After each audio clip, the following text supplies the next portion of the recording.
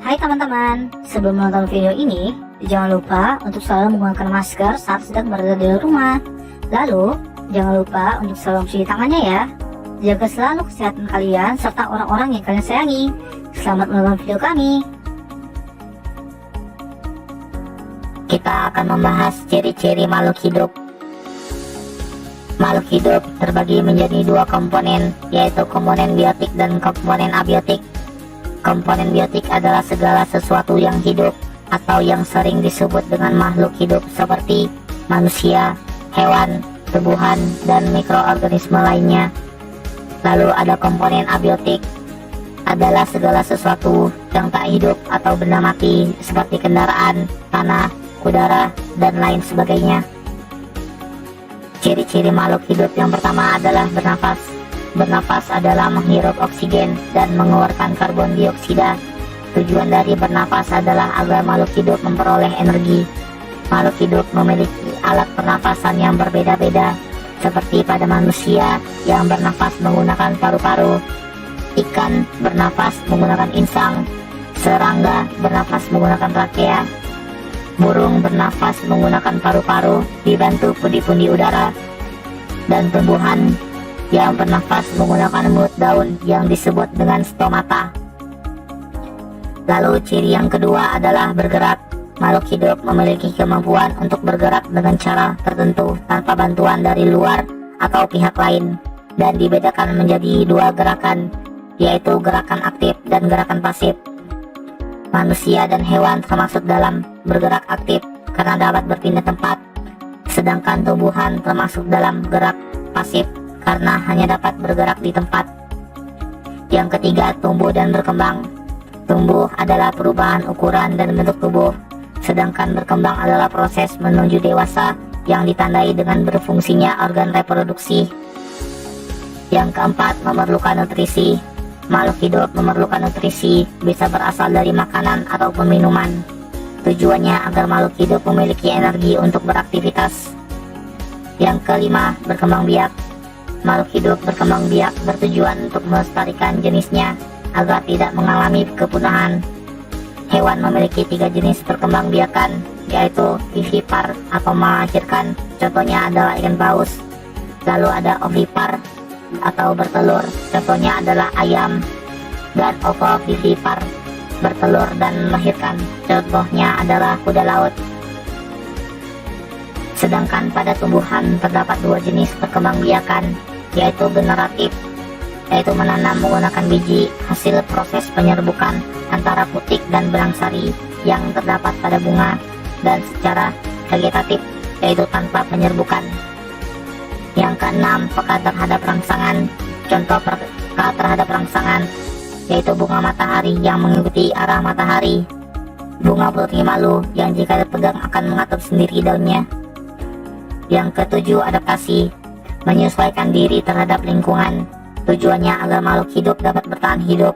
Contohnya bunglon yang berubah warna tubuhnya sesuai dengan lingkungannya agar terhindar dari mangsanya dan juga predatornya. Yang ke-8 dan terakhir adalah ekskresi, pengeluaran zat sisa metabolisme yang sudah tidak berguna dalam tubuh yang harus dikeluarkan. Contohnya adalah keringat yang dikeluarkan dari dalam kulit manusia saat melakukan aktivitas.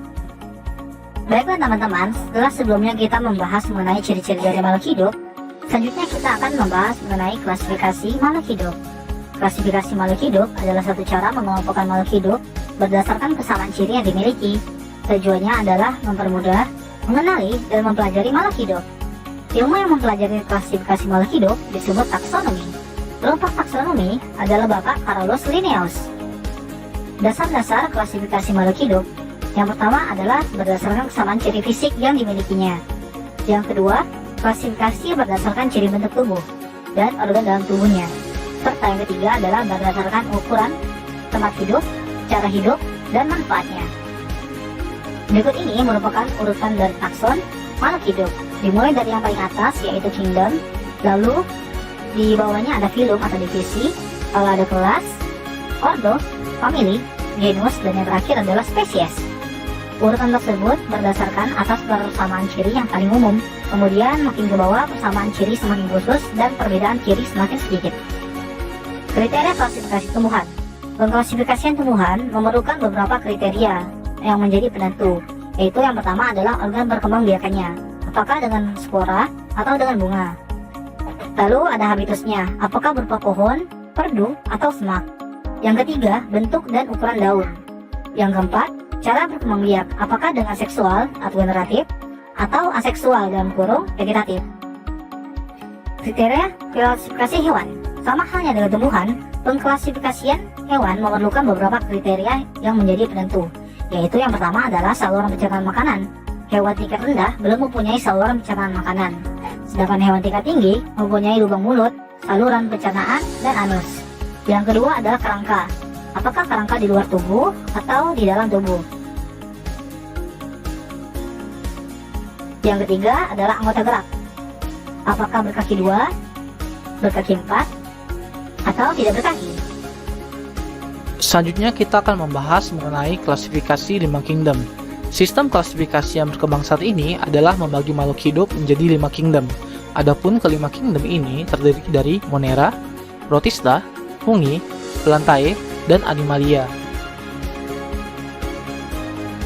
Ada 4 dasar penempatan makhluk hidup ke dalam salah satu kingdom, yaitu ada atau tidaknya inti sel, banyaknya sel yang tampak, cara pembuatan makanan, dan cara gerak hidup.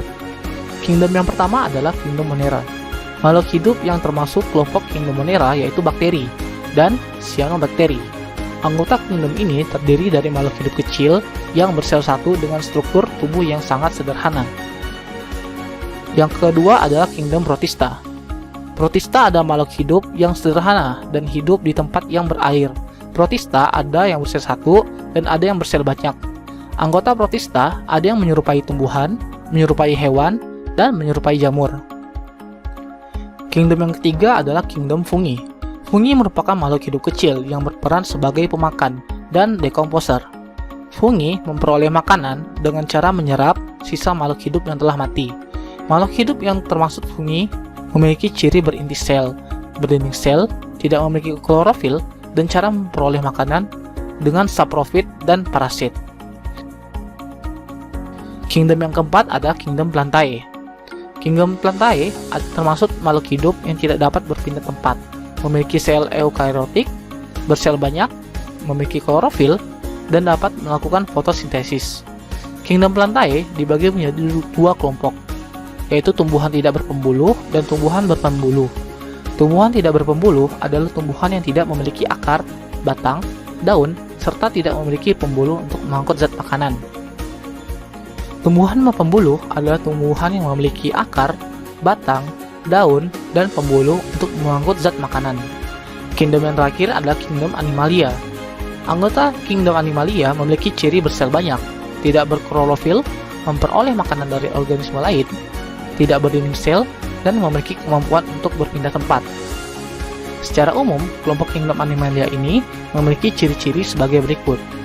Yang pertama adalah tidak dapat membuat makanan sendiri, lalu mampu mencerna kembali makanan yang sudah dimakan, mampu berpindah tempat, dan yang terakhir adalah hewan bersel satu dan bersel banyak. Terima kasih kepada teman-teman yang sudah menyaksikan video kami. Sampai jumpa lagi di kesempatan yang berikutnya. Ingat, tetaplah belajar dan selalu jaga kesehatan kalian. Stay safe semuanya. Bye-bye.